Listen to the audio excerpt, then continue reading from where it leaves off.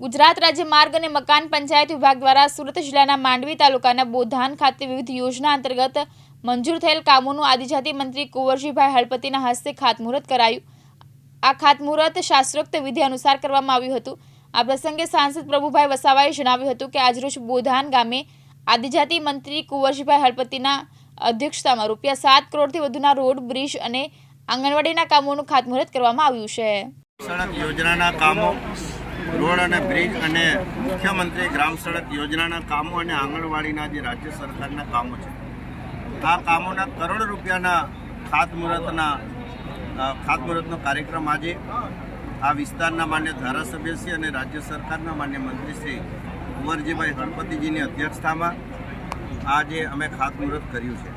આજે મને ઉલ્લેખ કરતા ખરેખર આનંદ થાય કે વર્ષોથી જે ઉશ્કેર, મુંજલાવ અને બોધાન રોડ પર જે મુંજલાવ ખાતે જે ચોમાસા દરમિયાન કાયમ જ એક બેટના સ્વરૂપમાં ફેરવાઈ જતો અને તમામ વાહન વ્યવહાર એમાં બંધ થઈ જતો હતો અને આ ખૂબ મોટી રકમથી આ કામ થાય એવું હતું।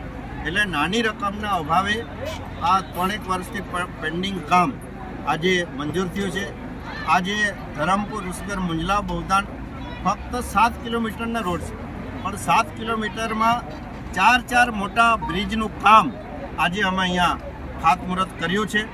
એક પહેલો પુલ છે 313 લાખનો, એટલે 3 કરોડ અને 13 લાખ। બીજો બ્રિજ છે 1 કરોડ 90 લાખ।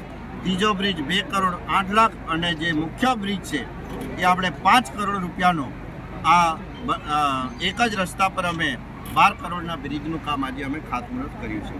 એક જ વિસ્તારમાં 7 કરોડ કરતાં વધારે રકમના કામો થયા છે અને એની સાથે જ આપણે પૂર્વ વિભાગમાં આજે આખો દિવસનો કાર્યક્રમ છે ત્યારે કુલ આપણે 50 કરોડના જેટલા કામો, એમાં માંડવી મોરઠા રોડ પર એક મોટો બ્રિજ છે PMGSYનો, એનો પણ સમાવેશ થાય છે।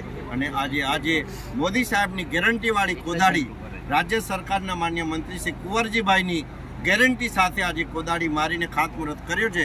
ત્યારે આ કામો ટેન્ડર વર્ક અપાઈ ગયો છે, ટેન્ડરિંગ થઈ ગયું છે અને એજન્સી ટૂંક સમયમાં આ કામો શરૂ કરીને વહેલી તકે લોકોના લોકાર્પણ માટે, પ્રજાના ઉપયોગ માટે આ કામો બની જશે।